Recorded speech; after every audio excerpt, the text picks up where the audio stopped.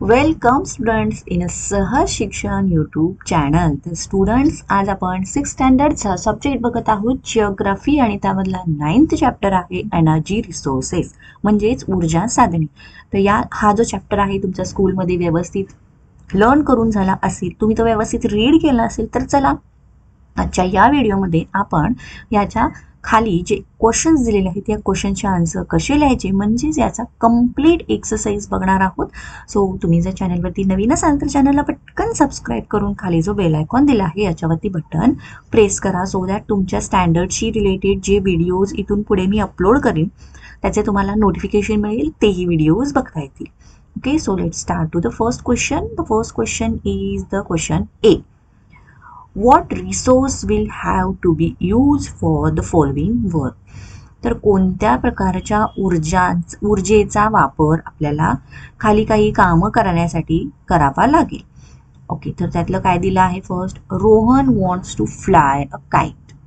तर रोहनला पतंग उडवायचा आहे, तर त्यासाठी कुठली एनर्जी आपल्याला लागणार. विंड एनर्जी लागणार. Second, people in Adivasi hamlet have to be protected from the cold. म्हणजे आदिवासी हॅमलेट म्हणजे काय, जे पाडा आपण म्हणतो किंवा छोटं त्यांची जी वस्ती असते. ओके, तर आदिवासी वस्तीमध्ये किंवा आदिवासी पाड्यावरती जे लोक राहतात त्यांना थंडीपासून संरक्षण करायचं आहे. तर तिथे त्यांना कोणत्या प्रकारची घरं बांधावी लागतात, त्यासाठी कोणती एनर्जी लागते, रिसोर्स लागतो, तो आहे वुड रिसोर्स म्हणजेच लाकूड. Third, cooking on a picnic. तर आपण पिकनिकला बाहेर गेलेलो आहे आणि तिथं तुम्हाला स्वयंपाक करायचा आहे, तर त्यावेळेला तुम्हाला स्वयंपाकासाठी काय वापरावं लागणार. तर शिजवण्यासाठी किंवा ऊर्जा निर्माण करण्यासाठी काय लागणार, तर लाकूड लागणार. ऑब्विसली आपण काही पिकनिकला जाताना आपल्या सिलेंडर सोबत घेऊन जाऊ शकत नाही, तर तिथे आपल्याला काय लागणार, लाकूड लागणार, की जे लाकूड पेटवून आपण तिथे स्वयंपाक करू शकतो. Fourth, Salma wants to iron her clothes. तर सलमाला काय करायचं आहे, तुझी कपडे इस्त्री करायचे, तर तेव्हा काय लागणार, तिला तिथे इलेक्ट्रिसिटी लागणार, कारण इस्त्री आपली कशावरती चालते, इलेक्ट्रिसिटीवरती चालते. Fifth, starting a railway engine. तर रेल्वे इंजिन स्टार्ट करायचं असेल तर त्याला थर्मल एनर्जी लागणार. सिक्स्थ आहे heating water of a bath. तर पाणी तापवायचं असेल तर त्यासाठी आपल्याला एकतर इलेक्ट्रिक वॉटर असतो, इलेक्ट्रिसिटीवरती चालणारा हीटर असतो, सो इलेक्ट्रिसिटीची आपल्याला गरज आहे, किंवा लाकूड जाळून तुम्ही त्याच्यावरती पाणी तापवू शकता, किंवा बायोगॅसवरती तुम्ही पाणी तापवू शकता. सेवन्थ बघा, after sunset making light available inside a house. तर ऑब्विसली सूर्यास्तानंतर अंधार पडल्यानंतर आपल्या घरामध्ये आपल्याला लाईट हवी असेल तर आपण काय, कशाची आपल्याला गरज असणार, इलेक्ट्रिसिटीची गरज असणार.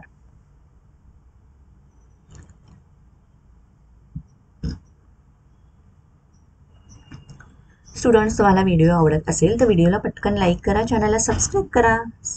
नेक्स्ट क्वेश्चन बघूयात. बी, answer the following questions.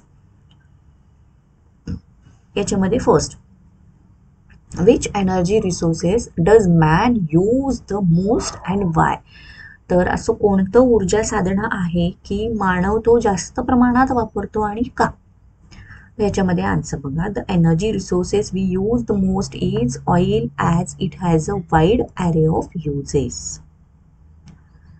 It is used as a fuel which includes petrol, diesel, kerosene, jet fuel, LPG gas, etc. Second, it is also used in cosmetics, medicines, paints, lubricants, etc.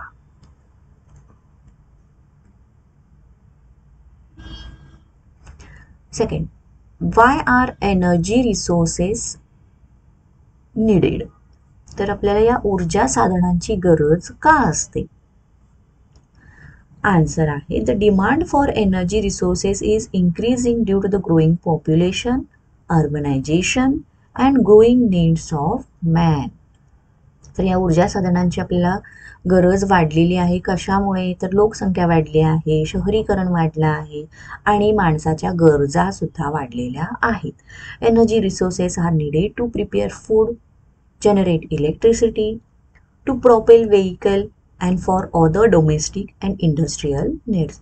तर हे जी ऊर्जा साधनं असतात ह्याच्यापासून आपल्याला स्वयंपाक करण्यासाठी किंवा आपल्या घरामध्ये जी वीज येते ही वीज निर्माण करण्यासाठी, इंधन आपण जे वाहने चालवतो वाहनं चालवण्यासाठी त्याच्यामध्ये इंधन घालावं लागतं, तर हे इंधन त्यासाठी आपल्याला लागतं. त्याचबरोबर काही घरगुती कारणं आहेत किंवा उद्योगधंद्यांच्यासाठी या एनर्जी रिसोर्सची आपल्याला गरज असते.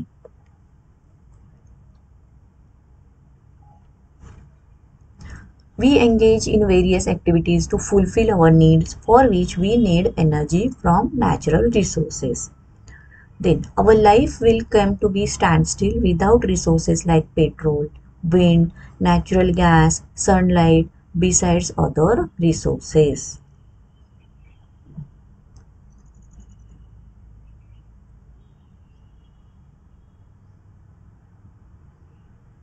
Third, why do we need to use environmental friendly energy resources?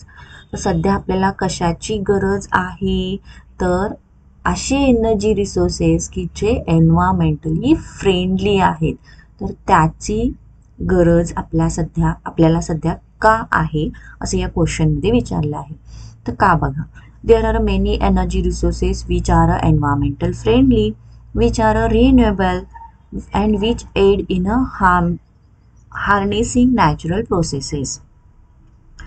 When we use environmental friendly energy resources such as solar energy, wind energy, energy from waste, etc., we are contributing towards environment conservation, prevention and protection. तर जेव्हा आपण असे environmental friendly resources use करून तेव्हा आपण एक पर्यावरणाशी contribute करत असतो की पर्यावरण आपलं संवर्धन व्हावं किंवा त्याचं प्रिव्हेन्शन व्हावं, त्याचं संरक्षण व्हावं, याच्याशी आपण त्याचा सहभाग दाखवत असतो. This will help in reducing the deterioration of environment due to the use of non-eco-friendly energy resources, apart from reducing problems arising from pollution caused due to the burning of fossil fuels, biomass energy, climate change etcetera. तर सध्या आपण जर non eco friendly energy resources use केले किंवा त्यांचा वापर जर आपण वाढवला तर त्यापासून काय होत आहे, प्रदूषण होत आहे आणि पर्यावरणाचं संतुलन बिघडत आहे.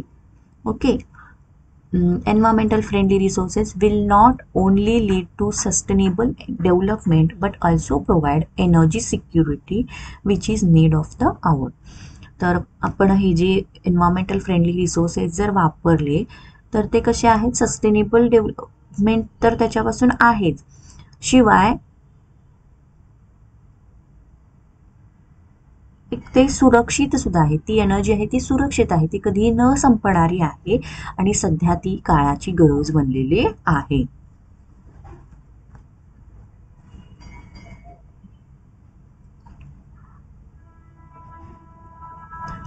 चला नेक्स्ट क्वेश्चन बघूयात. आपला third question, explain the differences using the points in the bracket.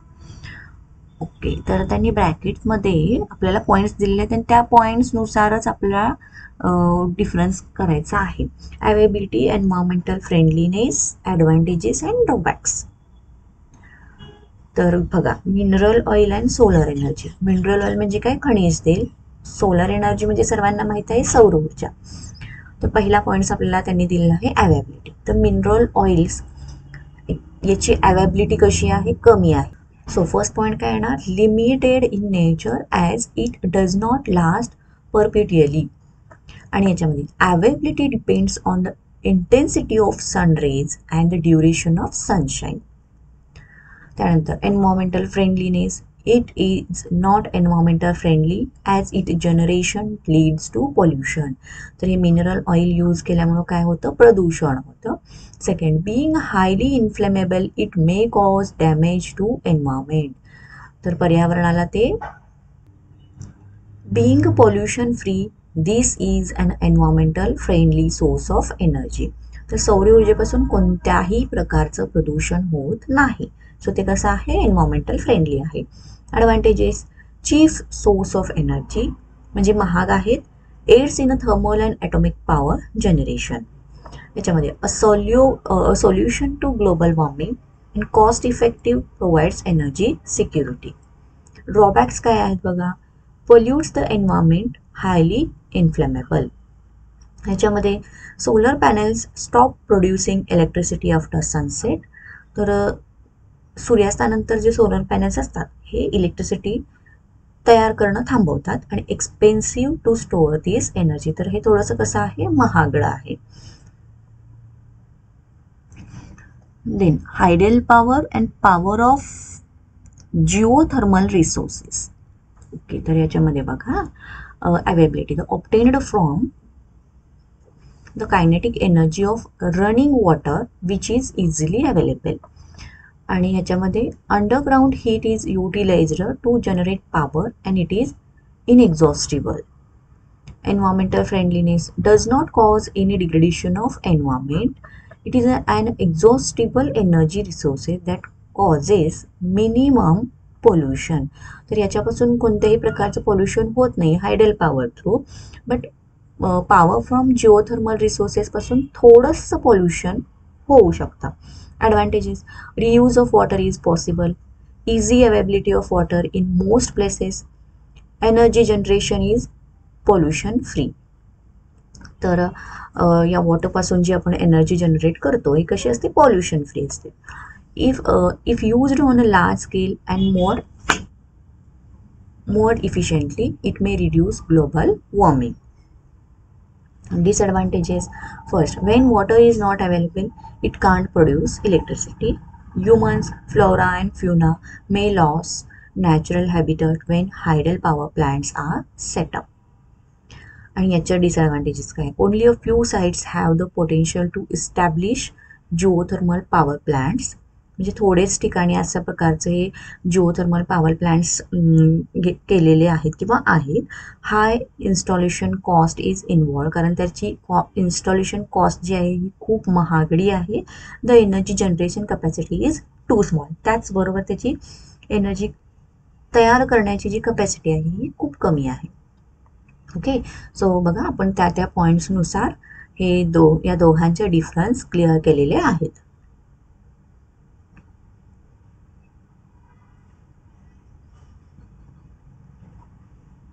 चला, तर याच क्वेश्चन बरोबर आपला हा एक्सरसाइज इथे संपलेला आहे. तुम्हाला व्हिडिओ आवडला असेल तर व्हिडिओला पटकन लाईक करा, चॅनलला सबस्क्राईब करा. व्हिडिओ कसा वाटला हे कमेंट करून कळवा. थँक्यू.